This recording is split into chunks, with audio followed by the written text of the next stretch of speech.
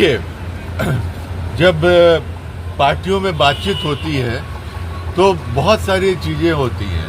हर party बढ़ चढ़ के अपना मांग करती है, लेकिन सबको पता है कि 243 सीटें हैं, हम लोग 6 दल अभी हैं और सभी को मिलजुल के मिल बांट के अपने शक्ति के हिसाब से हमें सीट का बंटवारा करना पड़ेगा और ये हम लोग बहुत अच्छी तरह कर लेंगे।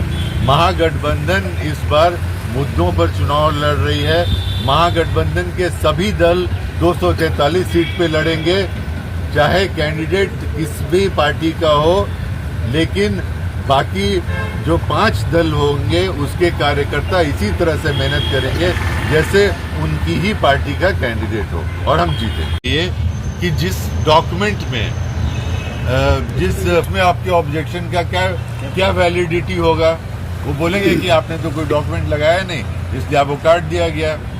बिहार के करोड़ों हमारे युवा दूसरे राज्यों में जाकर काम करते हैं और वो श्रमवीर, आपको लगता है कि अपने मालिकों से छुट्टी लेकर यहाँ पर आकर अपना फॉर्म भरेंगे और उसके बाद फिर जाएंगे और फिर कुछ ही समय में दुर्गा पूजा, छठ और दिवाली का समय आएगा, उस समय वो फिर आएंगे। कोई मालिक उनको बार बार छुट्टी देगा और वो आने जाने का खर्चा कौन देगा?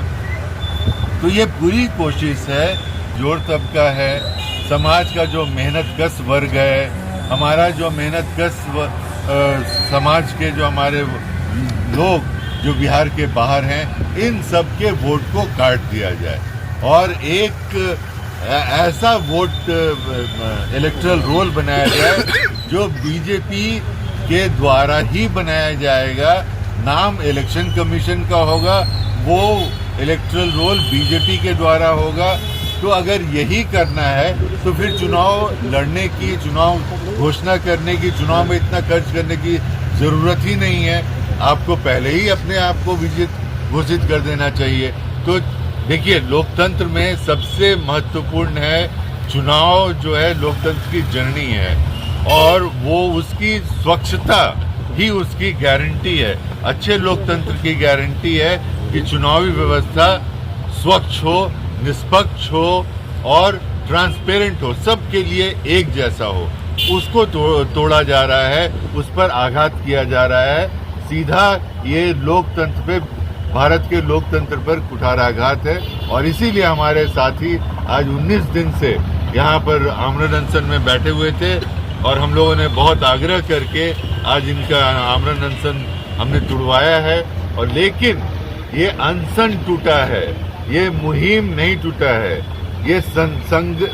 ये जो लड़ाई है वो नहीं खत्म हुई है।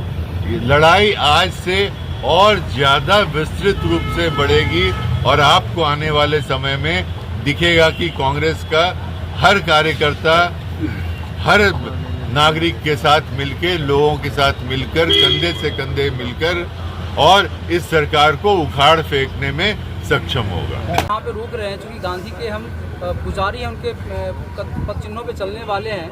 तो ये हमारा नागरिक सत्याग्रह बूथ संवाद यात्रा हमारी होगी, जो कि 8 अगस्त से होगी।